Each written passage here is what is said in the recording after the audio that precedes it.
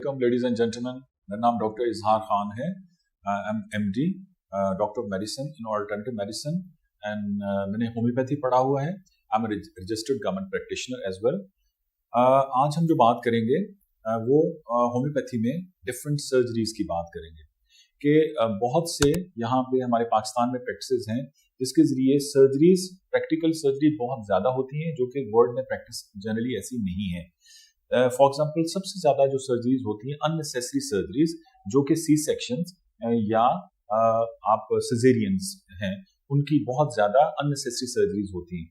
उनसे लेके onward homeopathy में बहुत ज़्यादा ट्रीटमेंट हैं जिसके ज़रिए आप मेडिसिन के थ्रू सर्जरी कर सकते हैं और आपको डायरेक्टली सर्जरीज में जाने की ज़रूरत नहीं है अगर आप स्टेज 2 तक हैं किसी भी डिजीज़ के। फॉर एग्जाम्पल जैसे साइनोसाइटिस है और आपका नाक का पॉलिप बढ़ा हुआ है और आपकी नाक की हड्डी टेढ़ी है, तो ये होम्योपैथी में मेडिसिन से ही ठीक हो सकता है, आपको सर्जरी करवाने की जरूरत नहीं पड़ेगी। इसी तरह पाइल्स में आप उनकी सर्जरी के बगैर अल्हम्दुलिल्लाह ठीक हो सकते हैं। इसी तरह से एक्वेंटिंग जो है, भींगापन, अगर आपकी आंख के बॉल टेढ़ा है तो होम्योपैथी में इसमें मेडिसिन से ठीक हो सकता है। प्लस प्रोस्टेट जो है, उनके जेंट्स में प्रोस्टेट का जो इशू होता है वो होम्योपैथी में ट्रीट हो सकता है विदाउट सर्जरी। इसी तरह से जो किडनीज के में स्टोन बन जाते हैं, इस तरह से वो बहुत इंपॉर्टेंट है, वो आप बिल्कुल आपको सर्जरी करवाने की जरूरत नहीं है। टॉन्सिल जो बड़े होते हैं वो आप होम्योपैथी में ट्रीट कर सकते हैं। इसी तरह से sciatica pain, that is something very surprising. sciatica pain जो बहुत ही पेनफुल पेन है वो जो है वो आप होम्योपैथी में ट्रीट हो सकता है। इसी तरह में पूरे बॉडी में आपके सिस्ट बनी हुई हैं तो आपको सर्जरी कराने की जरूरत नहीं है। इसी तरह से वॉट्स बने हो, गैंग्रीन हो, इस तरह से मोतिया हो आंख में बना हुआ, हर्निया हो, और इस तरह से जो गर्दन है उसके जो मोहरे हैं अगर उनमें प्रॉब्लम आ गई है, इसी तरह से आपकी बैकबोन में जो डिस्क हैं उनमें प्रॉब्लम आ गई, तो होम्योपैथी की मेडिकेशन के जरिए ट्रीट किया जा सकता है। और हम साथ डाइट में और इसके अलावा हम थोड़ी सी थेरेपीज देते हैं जिसके जरिए अल्हम्दुलिल्लाह वो बिल्कुल ठीक होना शुरू हो जाती है। इसी तरह से लेडीज के प्रॉब्लम में ओवरी सिस्ट होती हैं और सर्जिकल शॉक्स हैं, इसमें हमारे पास बहुत अच्छी मेडिसिन हैं जिसके जरिए क्योर हो जाता है। तो मैं समझता हूँ कि जैसे लेडीज को ड्यूरिंग प्रेगनेंसी जैसे उनका बेबी अगर उल्टा हो जाता है तो हमारी मेडिसिन से बिल्कुल वो ठीक हो जाएगा। और इसी तरह से सिजेरियन की बहुत ही क्रॉनिक अगर कंडीशन नहीं है या बहुत ही प्रॉब्लमेटिक नहीं है तो आई थिंक होम्योपैथी को जरूर आपको ट्राई करना चाहिए और इसमें बिल्कुल आप नेचुरल वे में, नेचुरल प्रोसेस से गुजर के आप नेचुरल बेबी की बर्थ हो सकती है अल्हम्दुलिल्लाह। तो मैं समझता हूँ कि ये इन चीज़ों की अवेयरनेस लोगों को देने की बहुत ज़्यादा ज़रूरत है कि होम्योपैथी में जो सर्जरीज हैं, आप जरूरी नहीं कि सर्जरी आप एक एंड रिजॉर्ट होता है कि आप बिल्कुल अगर आपका बहुत ज्यादा क्रॉनिक इशू हो गया, वो लास्ट स्टेज पे आप अगर है तो आई थिंक उसमें आपको सर्जरीज में जाना चाहिए।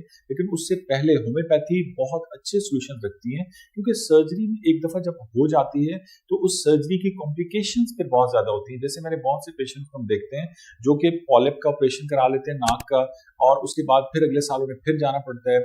इसी तरह से जो किडनी में स्टोन्स हैं और बहुत सी चीजें, तो आप देखें कि होम्योपैथी असल में उन कॉजेस को जिसकी वजह से वो प्रॉब्लम हुई है उसको भी क्योर करती है। लेकिन अगर आप पॉलिप को काट के उसको स्टिच कर देंगे तो कॉज तो वही रहा, वो तो सोल्यूशन नहीं उसका हुआ, तो वो दोबारा डेफिनेटली डेवलप हो जाएगा। तो होम्योपैथी ओरिजिनली उस कॉज को खत्म कर देती है, एक तो वो दोबारा होता नहीं है और दूसरा आप सर्जरी की पेन से आप बच सकते हैं और उसके जो साइड इफेक्ट्स हैं जैसे सी सेक्शन और सिजेरियंस में इतनी ज्यादा कॉम्प्लिकेशंस हो जाती हैं एक चीज, और उसके बाद की एंटीबायोटिक्स की इतनी ज्यादा एक्सेसिव यूज होती है। और एवरेज हमारे यहाँ पे जो गर्ल्स हैं उनके 3 से 4 बेबीज होते हैं। तो अगर एक यंग गर्ल जिसको मेजर ऑपरेशन, जो कि बड़ा ऑपरेशन जिसे कहते हैं, मेजर ऑपरेशन 4 दफा अगर उसका होगा सी सेक्शन और उनकी सिजेरियन के थ्रू, तो आई थिंक उसकी हेल्थ कभी भी उस तरह से रिकवर नहीं हो सकती, वो प्रॉपर उस तरह से फिट नहीं हो सकती और अपने जो काम है उस तरह से नहीं कर सकती, और इस चीज का इफेक्ट फिर आने वाली जनरेशंस पे भी होता है। तो हमें इस चीज की अवेयरनेस देने की बहुत ज्यादा जरूरत है कि एक्सेसिव यूज ऑफ एंटीबायोटिक्स और सर्जरी से हमें मैक्सिमम बचना चाहिए, क्योंकि यही प्रैक्टिसेस पूरे वर्ल्ड में, यूरोप में और अमेरिका में ये प्रैक्टिसेस चल रही है।